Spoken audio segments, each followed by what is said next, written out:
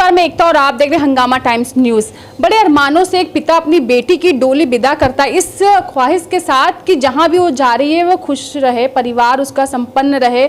जितने भी क्षमता के साथ बचपन से लेकर जवानी तक वो कमाता है, एक एक पाई उसकी शादी में दे देता है, अपनी हैसियत से ज़्यादा उसको देता है कि कहीं मेरी बेटी के लिए कुछ कमी ना पड़ जाए।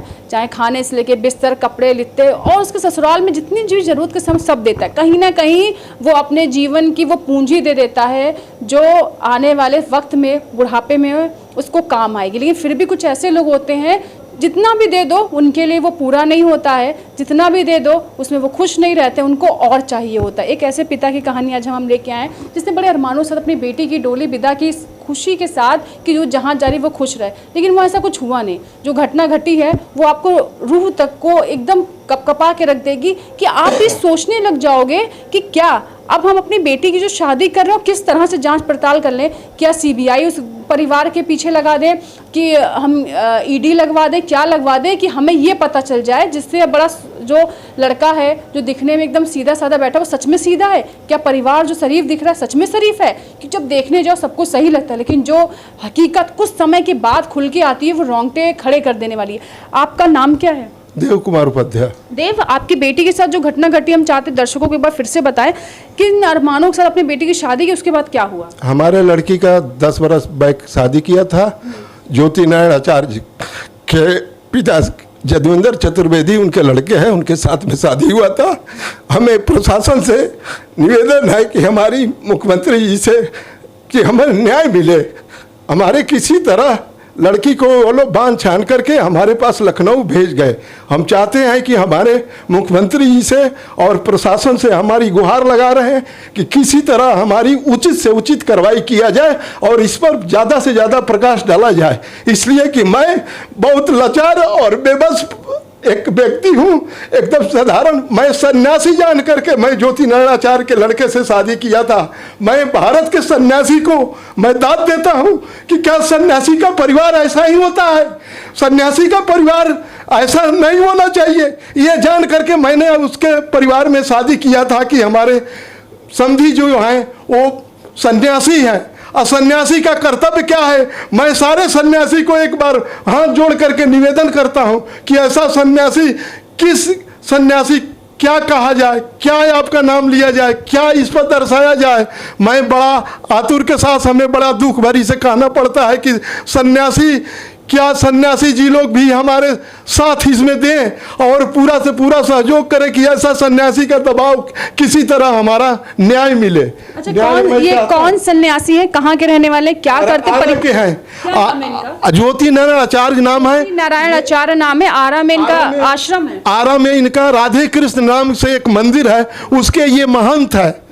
ये महंत जी और सन्यासी जान करके मैंने और खुशी के साथ अपने लड़की को शादी किया था कि इस दरबार में हमारी लड़की अच्छी रहेगी, सुखमय रहेगी। लेकिन मैं ये नहीं जानता था कि ये साधु के नाम पर ये लोग इतना कलंकित आदमी निकलेंगे। और ये अपने लड़के को भी एक मैरिज किए हैं, एक लड़की को फंसा करके, अपंग लड़का है जिसका लड़की के साथ अभी जल्दी में शादी किए हैं। एक भोली भाली लड़की को फंसा करके और अपने लड़के से शादी हमारे लड़की को बांध करके यहाँ पर पहुँचा दिए हैं लखनऊ। अच्छा, शादी को 10 साल हो गए हैं। आपके जो दामाद उनका नाम क्या? जदविंदर चतुर्वेदी नाम है हमारे दामाद का। और ये आरा में इस समय प्रेजेंट मेडिकल स्टोर चलाते हैं। आरा में कहाँ पर, किस गांव में? ये आरा सिटी में उदत थी, राधे कृष्ण का मंदिर है। थाना उदत नगर लगता है। तो ये वहाँ पर मेडिकल स्टोर चलाते हैं। ये समस्या कब से शुरू हुई और क्या समस्या थी जिसके बाद, जैसे आपने कहा आपकी बेटी को हाथ पैर बांध के गाड़ी में भरकर आपके यहाँ छोड़ गए, कैसे शुरू हुई और क्या मामला है पूरा? ये कुछ दिन बैक से अपने एक लड़की के साथ अवैध संबंध बना करके रहने लगे। लड़की हमारी विरोध करने पर उसको मारने लगे, मारपीट करके, और धीरे धीरे उसको अपने पास बुलाने लगे और घर में रखने लगे। इस पर हमारी लड़की विरोध की तो उसको बांध करके और यहाँ पर लखनऊ हमारे एयरपोर्ट चौराहे के पास एक आज़ाद नगर बस्ती है, वहाँ पर पहुँचा दिए। फिर हमारी लड़की डिप्रेशन में आ गई और कुछ बोल नहीं पा रही है, कुछ दबाव देने पर कह नहीं पा रही है। इस समय बहुत परेशान है। बच्चे कितने हैं उनके? बच्चे हमारे लड़की का 3 बच्चे थे, एक बच्चे को उन लोगों ने मार डाला। मार खत्म कर दिया। हाँ, मार डाला। और 2 बच्चे सुरक्षित हैं, उस पर दबाव बनाए हैं कि मम्मी तुम्हारी भाग गई है। अच्छा, हाँ हाँ, बच्चों से बात को लोग सिखाते हैं कि भाग गई है, जबकि ये लोग गाड़ी से बोलेरो गाड़ी से 2 आदमी लेकर के हमारे पास एयरपोर्ट चौराहा पर छोड़ गए थे। अच्छा, बच्चों से बात करने देते हैं? बच्चों से भी बात करने नहीं देते हैं। लड़की का हमारा मोबाइल भी छीन लिए हैं।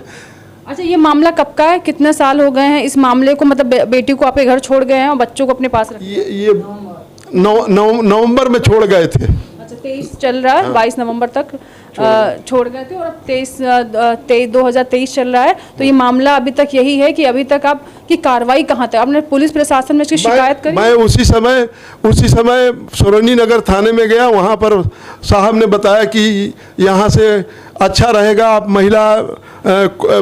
महिला थाने में आप जा कर के कंप्लेन करिए। तो मैंने उसी समय महिला थाने में कंप्लेन किया। वहाँ से 3-4 नोटिसें गई, वो लोग नहीं आए। फिर वहाँ से ये महिला कोर्ट में चला गया, वहाँ से 3-4 नोटिस गया, फिर भी नहीं आए। मैं इंतज़ार कर रहा था कि हमारी लड़की के साथ आकर के कुछ न्याय करे, लेकिन ऐसा कुछ नहीं हुआ। फिर वहाँ से महिला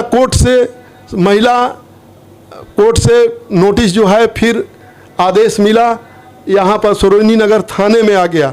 सरोनी नगर थाने में साहब ने हमको बुला करके FIR दिया। हाँ। अच्छा, ये बताइए कि अब जब से मामला हुआ है, कभी आपने फ़ोन करके अपने उस दामाद से बात करी है? जानना चाहा है वो क्या चाहता है, उसका परिवार क्या चाहता है? हाँ, मैं कई बार अपने दामाद से फ़ोन पर बात किया। वो कहता है कि उसको भी भेज दीजिए, हम उसको जैसे मर्जी करेंगे वैसे रखेंगे। हम कहें जैसे मर्जी वैसे, पर लड़की हमारी एग्री नहीं है रहने के लिए। आप उसको लड़की के साथ भी रहना चाहिए। हाँ, आप उसको हटाइए तभी हमारी लड़की रहेगी, वरना वो नौकरानी बनकर नहीं रहेगी। तो इस पर वो कहता है कि हम जान मार देंगे। तो मैं आपको बता दूं कि ये मामला हरा का है और जहां से शुरू हुआ है 10 साल पहले का मामला है, जहां इन्होंने अपनी बड़े अरमानों बेटी की शादी की थी। और जो उनके ससुर हैं, उनका नाम क्या बताया आपने? ज्योति नारायण आचार्य हैं, जिनका एक राधा कृष्ण मंदिर में वो महंत हैं। और महंत के देखकर इन्होंने कहा चलो महंत है, अच्छा परिवार, अपनी बेटी की शादी कर दी, संस्कारी होगा, क्योंकि महंत है भाई, संस्कार होगा। कूट कूट के भरे रहते भाई, क्योंकि लोग को ज्ञान की बातें करते हैं, वो तो परिवार में तो पहले ही करते होंगे। तो इसलिए उन्होंने ज्ञान को देखते हुए, परिवार को अच्छा देखते अपनी बेटी की शादी कर दी। धीरे धीरे इनको पता चला कि दहेज की डिमांड होने लगी। जहाँ इन्होंने बताया, पहले उन्होंने धीरे धीरे पैसा मांगा, गाड़ी मांगी, 5 लाख रुपए आपसे मांगे। जब ये नहीं दे पाए तो मारपीट शुरू हो गई। इसके बैक में मैं अंतर्राष्ट्रीय महिला आयोग में दिल्ली कंप्लेन किया था, इसके बैक 2-3 साल पहले। तो फिर जहाँ पर उसके बाद मारपीट शुरू हो गई। फिर उनका, आपके जो दामाद हैं, फिर इन लोगों ने दबाव बनाया, हमारे लड़की के ऊपर दबाव बनाया कि केस अपने पिताजी से खत्म कराइए, नहीं तो मैं किसी दिन, हाँ, दबाव बनाया कि ये केस को खत्म करिए, नहीं तो किसी दिन हम तुमको पेट्रोल लगाकर जला देंगे। ऐसी बातें धमकी देने लगे। लड़की हमारे पास फोन करके बोली कि पापा केस हटा लीजिए, नहीं तो ये लोग हमको जला डालेंगे। तो बस यहाँ शुरू होता मामला, जहाँ दहेज के बात आगे करते हुए फिर इनके जो पति, यानी इनके जो दामाद है, इनकी बेटी का पति है, उसका एक अलग महिला के साथ अवैध संबंध बन जाते हैं। जहाँ इनकी बेटी को पता चलता है, वो उनके साथ रहने लगता है। रहने के बाद धीरे धीरे इनकी बेटी को मारना, प्रताड़ना और गाली गलौज करना शुरू हो जाता है। इनको पता चलता है, ये बात भी करते हैं, जहाँ कहा था कि तुम्हारी बेटी खुद ऐसी है जिसकी वजह से वो आज मार खा रही है। धीरे धीरे मामला आगे जब बढ़ता है, जब एक दिन जब दरवाज़ा खोलते पता चलता है इनकी बेटी घर के बाहर है, बोलेरो में भर के, हाथ पैर बांध के, इनका कहना है कि बेटी को छोड़ के चले जाते हैं। इनसे बात नहीं करते, गाड़ी स्टार्ट करके चले जाते हैं। बेटी से पूछा जाता है तो उन्होंने बताया कि मुझे यहाँ छोड़ के चले गए, कहा तुम वहीं रहो जाके। ये फ़ोन करते हैं तो कहते हैं इसका दिमाग ख़राब है, कुछ दिन अपने पास रखो, दिमाग ठीक हो जाएगा, मैं ले जाऊँगा। इन्होंने कहा बच्चे हमारे पास रहेंगे, वहाँ नहीं रहेंगे। बात इतनी बढ़ जाती है कि इन्होंने कहा अब ले जाओ, वो ले जाने से मना करता है। जब ये धीरे धीरे शिकायत करते हैं, जब अपनी लड़ाई, हक की लड़ाई लड़ते हैं, तो बेटी पे दबाव बनाया जाता है कि पिता को समझा लो, वरना तुम और तुम्हारे बच्चे की खैर नहीं है, मैं तुम्हें मार दूंगा। जिसके डर के मारे वो शिकायत वापस लेना शुरू कर देती है। लेकिन पिता का मन नहीं मानता है, वो सोचता है अपनी बेटी का घर परिवार बच जाए, वो अपने घर में आराम से रहे। लेकिन कुछ होता ऐसा नहीं है। बेटी आज भी इनके घर में, बच्चे वहाँ हैं, वो दूसरी महिला के साथ वैसे अच्छे से रह रहा है।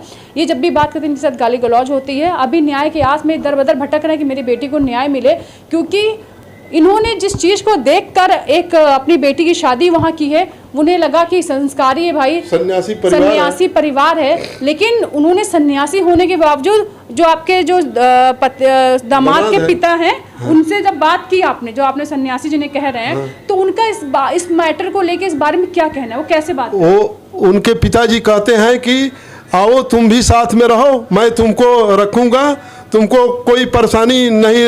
तो मैंने कहा कि आप ही से शादी हुआ है कि आप रखेंगे? तो कह रहा है कि हम रखेंगे और यहाँ कोई तकलीफ नहीं होगा। बहाना बना करके वो लोग चाहते हैं कि किसी तरह लड़की हमारे चले आए और इन यहाँ पर आ जाए, तो मैं इसको किसी तरह किसी बहाने से बुला करके मार डाले।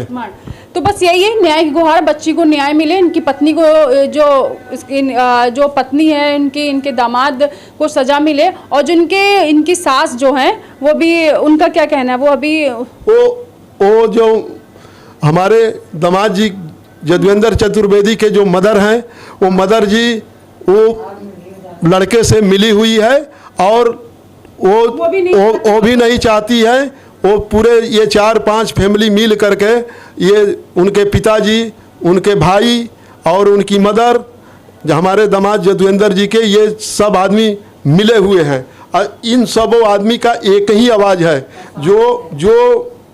जो इनके पिताजी सन्यासी हैं, जो कहते हैं सब कोई उनके दबाव में सारी चीज़ें करता है। अच्छा, तो ना सास का, ना ससुर का, ना देवर का, इनकी बेटी को किसी का साथ नहीं मिला।